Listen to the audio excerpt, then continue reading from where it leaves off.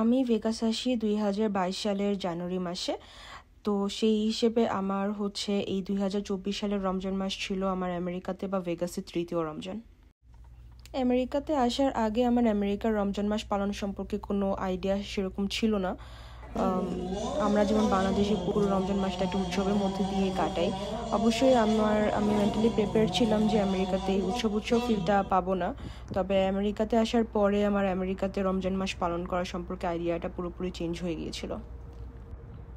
তো ভেগাসে যেটা হয় সেটা হলো, এখানে যারা মুসলিম কমিউনিটি আছে তারা হচ্ছে পুরো রমজান মাস মসজিদে ইফতার করে।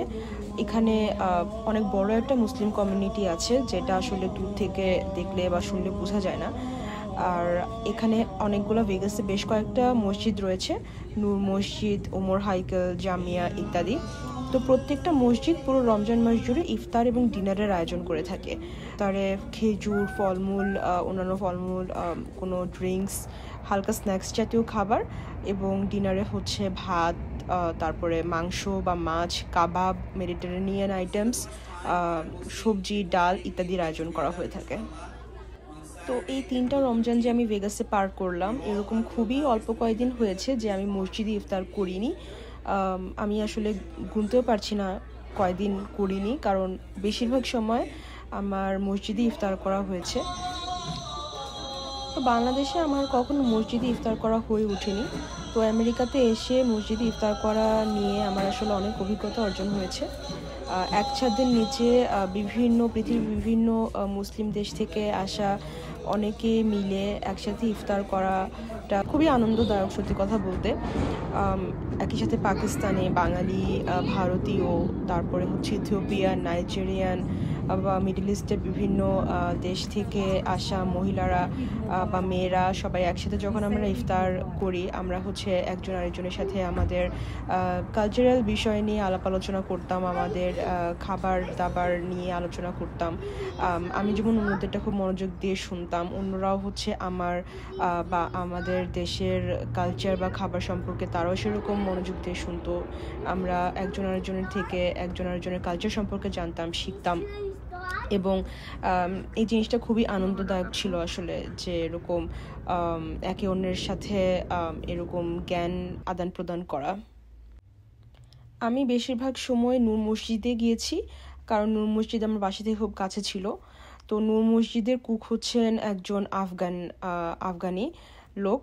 তো ওনার হাতের রান্না খুবই খুবই মজাদার আসলে। প্রত্যেক দিনই দেখা যেত যে কোনো একটা মাছের আইটেম বা মাংসের আইটেম, কাবাব বা এরকম কোনো একটা সবজির আইটেম অবশ্যই উনি করতেন, সবসময় প্রতিদিনই করতেন। তো প্রতিদিনই আমরা খুব মজা করে, আমরা যারা মসজিদে যেতাম আমরা খুবই মজা করে হচ্ছে ওনার হাতের রান্না খেয়েছি। মানে বাংলাদেশ থেকে আসার আগে আমি কখনো ভাবিও নাই যে আমেরিকার মতো দেশে এত ঘটা করে রমজান মাস মসজিদগুলোতে পালন করা হয়, এবং টানা 1 মাস সম্পূর্ণ ফ্রিতে ইফতার এবং ডিনার প্রোভাইড করা হয়ে থাকে, যেটা সত্যি খুব অ্যামেজিং। বাংলাদেশে এরকম কয়টা মসজিদে করে আমার জানা নাই আসলে। তো সেই হিসেবে আমরা আমেরিকার মতো জায়গা থেকে আমরা আসলে কোনো কিছু এক্সপেক্ট করতে পারি না। তো এত ঘটা করে রমজান পালন দেখে আসলে এখানকার রমজান পালন সম্পর্কে আমার আইডিয়া পুরোপুরি চেঞ্জ হয়ে গিয়েছে। তো দেশের বাইরে এখন পর্যন্ত যে রমজান মাসগুলো পালন করলাম আমেরিকাতে বা ভেগাসে, আমি খুবই খুবই এনজয় করেছি আলহামদুলিল্লাহ। সবচেয়ে বেশি যেটা এনজয় করেছি সেটা হচ্ছে মাগরিবের আজান। আমেরিকাতে থাকার কারণে আসলে আমাদের আজান রেগুলার শোনা হয় না, যেটা আমি বাংলাদেশ থেকে অনেক বেশি করে মিস করি। তো এখানে রমজান মাসের সময় প্রতিদিন মাগরিবের আজান শুনে রোজা ভাঙা ব্যাপারটা আমার জন্য খুবই খুবই ভালো ছিল। বিভিন্ন দেশে বিভিন্ন কালচারের মহিলাদের সাথে একসাথে জামাতে মাগরিবের নামাজ আদায় করা আরেকটা খুবই ভালো পার্ট ছিল রমজান মাসের। আমার এই ভিডিওটা দেখার জন্য সবাইকে অনেক অনেক ধন্যবাদ। সবাই ভালো থাকবেন, সুস্থ থাকবেন।